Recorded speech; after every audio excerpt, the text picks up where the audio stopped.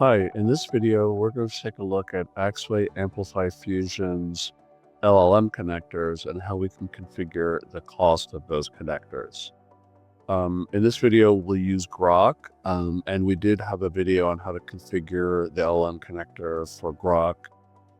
So go take a look at the videos if you don't recall that.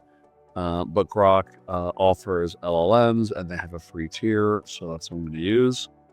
And this is the project I used in the Groq video, and this is the integration. So it's a simple test integration, and to use Groq, you use an OpenAI component and an OpenAI connector. And again, we covered this, but you use a different endpoint URL. You select the model from the list of supported models from Groq.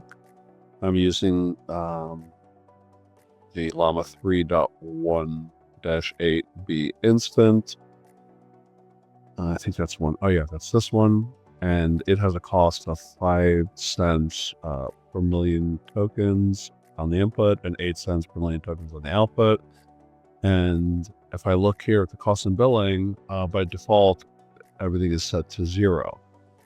So when I test this integration, which just makes a simple call to Groq, we look at the monitor, take a look at the response. It was a success. And, here's the prompt I set and the message I sent. All right, hello Groq.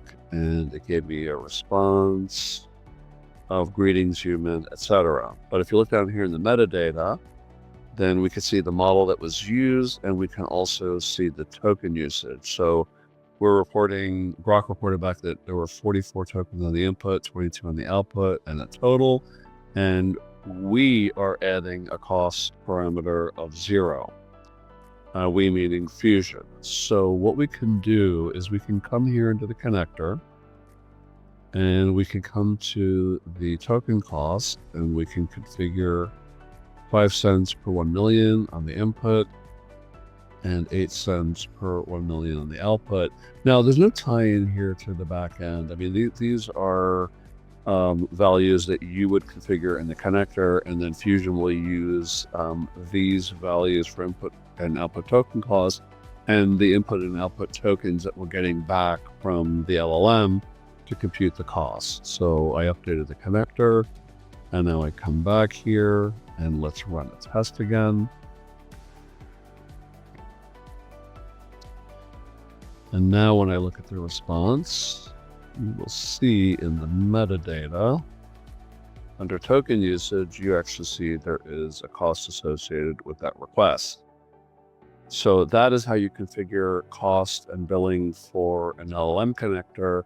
And later we'll show how that can be tied into application quotas for LLM. Thank you.